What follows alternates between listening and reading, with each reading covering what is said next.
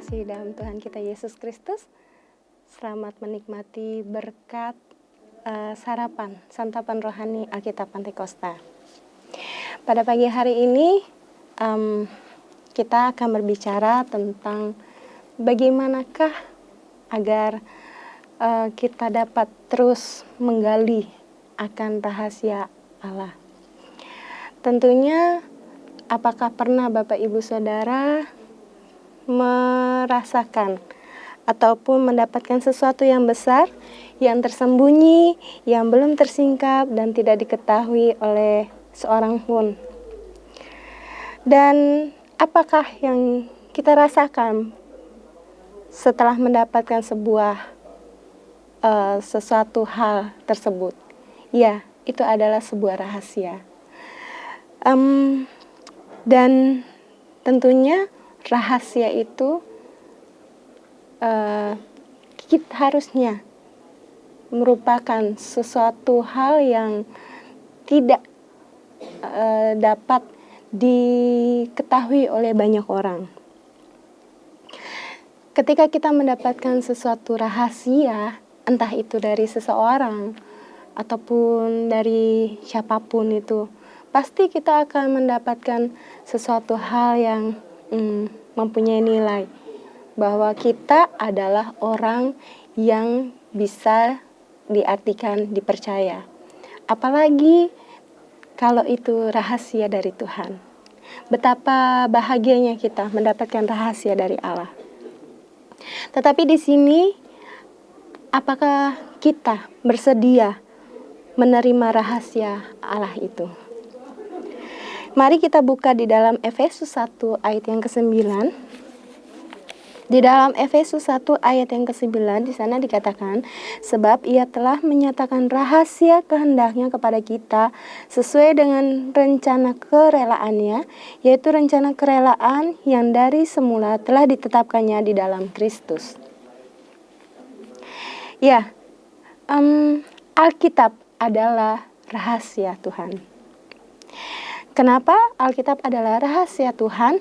Karena di dalamnya itu terkandung hal-hal yang dapat menjawab, bahkan memberi pengertian akan setiap pertanyaan-pertanyaan kita, bahkan menyingkapkan hal-hal yang besar ataupun hal-hal yang heran, hal-hal yang ajaib, hal-hal yang tersembunyi. Rahasia firman Tuhan itu sangat mengagumkan dan tentunya penuh hikmat. Sungguh begitu luas dan dalamnya rahasia, dan rencana Allah itu melebihi segala kemampuan kita, bahkan lebih dahsyat daripada ilmu pengetahuan ataupun kepintaran manusia ataupun dunia.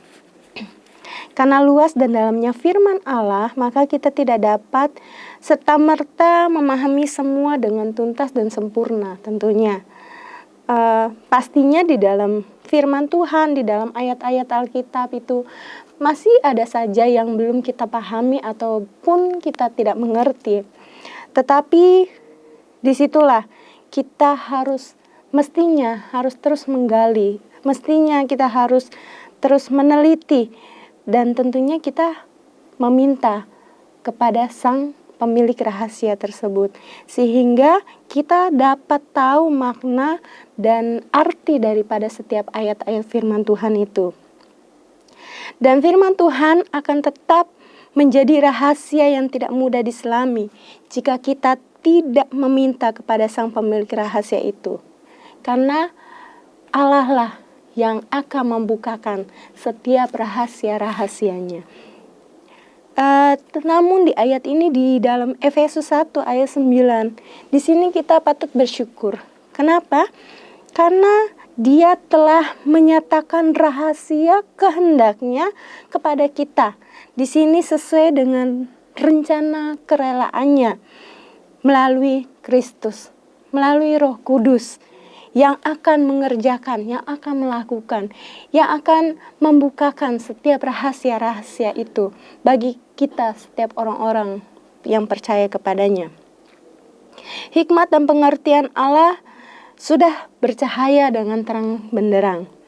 Injil keselamatan telah disampaikan kepada seluruh orang dari segala bangsa. Bahkan rahasia kebenaran sudah dinyatakan. Rahasia firman Tuhan juga itu mendidik dan mengajari tentang kebenaran yang sejati. Kita lihat bagaimana pengorbanan Yesus, bagaimana dia telah mati di atas kayu salib, bahkan dia telah naik. Lebih daripada itu, dia telah menebus akan setiap kehidupan manusia. Rahasia pengorbanannya sudah mengangkat dan menyelamatkan kita dari hukuman dosa dan jurang kebinasaan. Rahasia penguburannya setelah Yesus mati dan dia dikuburkan sudah dinyatakan dengan kemenangan lewat kebangkitannya di antara orang mati. Rahasia kebangkitannya sudah memberitakan penebusan dan penyelamatan manusia dari dosa. Bahkan rahasia penebusan dan penyelamatannya itu sudah memberikan penghiburan, bahkan pengharapan abadi di dalam kehidupan baru yang kekal, disertai dengan damai sejahtera dan juga sukacita yang daripada surgawi. Dan sekarang rahasia penghiburan dan pengharapannya sudah nyata, bahkan sudah kita nikmati di dalam kehidupan kita sehari-hari. Luar biasa rahasia Allah. Lalu bagaimana cara agar rahasia Allah terus dinyatakan dan disingkapkan untuk kita? Mari kita buka di dalam Alkitab, di dalam Yeremia 33 ayat yang ketiga. Yeremia 33 ayat yang ketiga. Berserulah kepadaku, maka aku akan menjawab engkau dan akan memberitahukan kepadamu hal-hal yang besar dan yang tidak terpahami, yakni hal-hal yang tidak kau ketahui. Ya, agar supaya kita terus mendapatkan atau diberitahukan rahasia-rahasia Allah itu disingkapkan oleh kita, yaitu pertama kita itu berseru kepada Tuhan. Mengapa? Karena ketika kita berseru kepada Tuhan, maka Tuhan itu akan memberitahukan di sini hal-hal yang besar yang tidak terpahami. Yaitu hal-hal yang, katakanlah hal-hal yang indah, hal-hal yang mengagumkan, yang belum kita ketahui, bahkan hal-hal yang terlindungi. Dalam arti tidak ada orang yang bisa mengetahui dan mengganggu gugat akan rahasianya Tuhan. Jadi pure, murni rahasia itu Tuhan akan nyatakan kepada kita tanpa orang lain tahu. Lalu langkah kita agar rahasia Allah terus dinyatakan dan disingkapkan.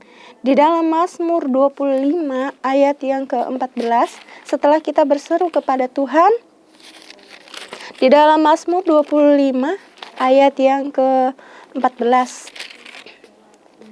Mazmur 25 ayat yang ke-14, di sana dikatakan Tuhan bergaul karib dengan orang yang takut akan Dia dan perjanjiannya diberitahukannya kepada mereka.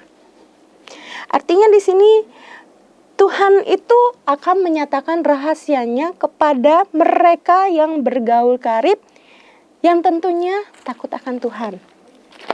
Ya, di sini berarti pribadi yang takut akan Tuhan. Tuhan akan memberitahukan maksudnya ketika kita menjadi seorang sahabat yang taat, yang setia kepadanya, yang intim dengannya, yang dekat dengannya. Maka Tuhan tidak akan meragukan rahasia, membukakan rahasianya kepada kita. Oleh sebab itu, Bapak Ibu Saudara, belajarlah terus untuk mencari dan menggali akan rahasia Allah. Sehingga apa? Sehingga kita ini dapat masuk, bahkan kita ini dapat merasakan rencananya Tuhan yang indah dan sempurna di dalam kehidupan kita. Rahasia Tuhan itu adalah rahasia yang indah, rahasia yang besar, rahasia yang takjub, rahasia yang mengagumkan. ketika kita tahu akan rahasia-rahasia Tuhan. Puji Tuhan, demikian firman Tuhan, kiranya dapat memberkati kita semua. Tuhan Yesus memberkati.